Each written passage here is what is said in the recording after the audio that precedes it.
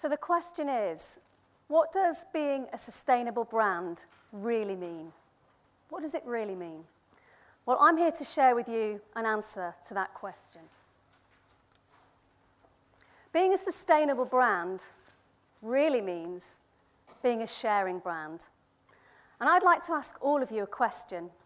If we can have a show of hands, how many of you believe that the brands that you create, that you work with, that you develop, are sharing brands? Show of hands. It's a little hard to see, so forgive me. I'm going to say that's about a third of the audience here.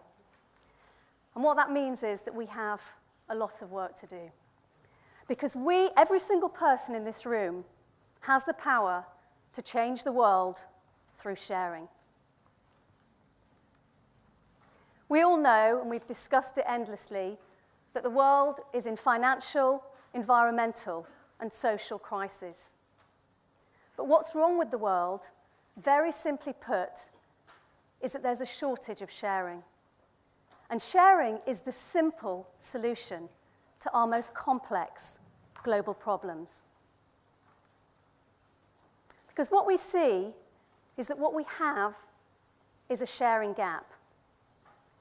And that's the gap that we need to fill. And as creators of brands, as entrepreneurs, as business people, this is the single responsibility that we have. Because our challenges are huge. And if we don't address head-on this question of our resource crisis, we will not simply have a future.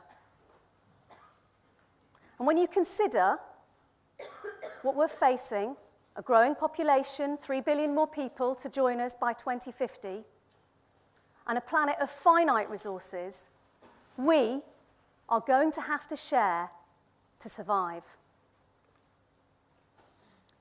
What we're seeing is an emerging sharing economy. And a sharing economy is an economy in which we put people and planet center stage. But a sharing economy is much more than that. A sharing economy is where we put the sharing of our resources, both our physical resources and our human resources, center stage.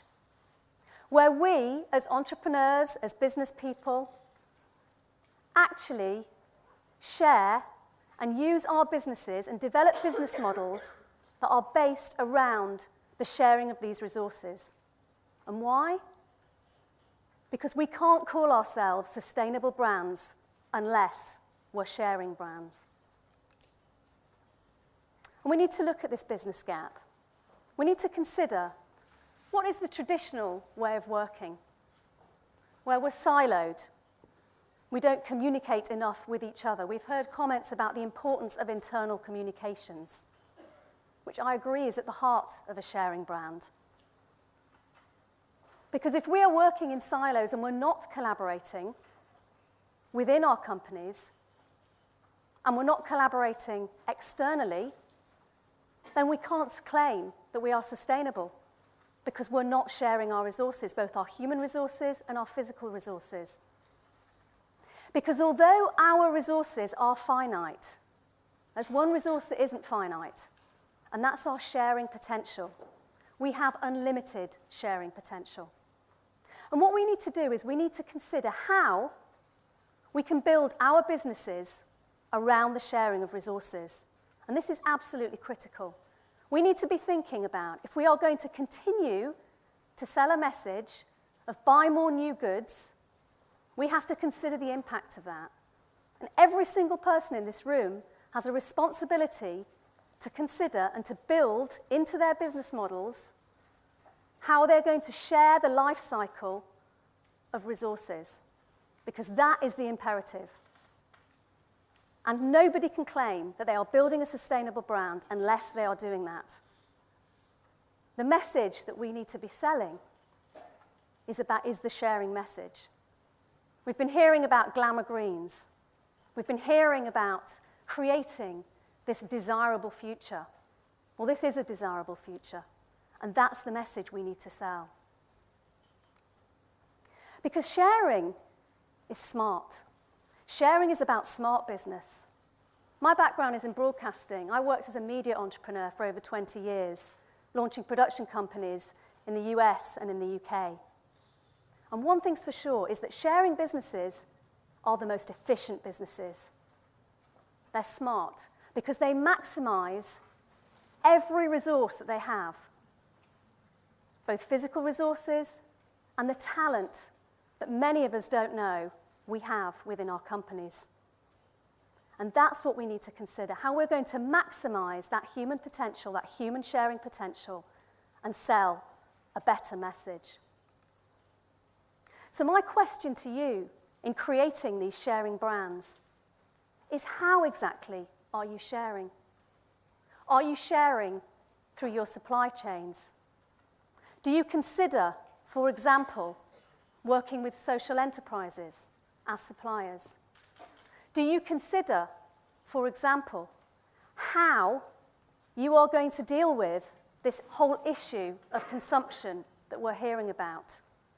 If you're going to sell new products, you have a responsibility to be encouraging your consumers and to be ensuring that for every new product sold, a product is shared. At the People Who Share, we've developed a model called Buy One, Share One. It's an ethical, a sustainable take on buy one, get one free. Because unless we start sharing and we embed this within our brands and within our business models and within the way in which we are making money, we have no future. It's as simple as that. Because the more you share, the more you have. And I'm going to give you a really lovely story. I live in Brighton, and in Brighton, as you might imagine, there are lots of small businesses, lots of boutique shops in Brighton. And for my daughter's 9th birthday earlier in the year, she had a beading party at the Vintage Beading Store, only in Brighton, right? And so I had a conversation with the lovely woman who was running the beading store. And I said to her, because it was quite a new business, and I said, so how's it going? How's beading in Brighton? Is business good for you? And she said, well, do you know what, Benita? Actually, we had a kind of rocky start. I had wanted this space for quite some time, and it stood empty for quite some time, which is another issue about sharing. Let's share some of the empty spaces that we have on our high streets. And she said, eventually, I managed to get the lease, but actually, it was far more really than I could afford. But I was determined to do this. I wanted to work with vintage beads, with used goods, to make this beautiful, upcycle and make this beautiful jewelry to sell to my customers. And she said, 3rd week in, a lady walked into my store who was another beader, a fellow beader in Brighton, walked into the vintage beading store, and they had a conversation, and a month in, the two of them are working together. They share the overheads. They're also, more importantly than that, they share their customer base. Because actually, the second beader that came into the store, her market is upmarket beads. Who knew? The glamour beading industry.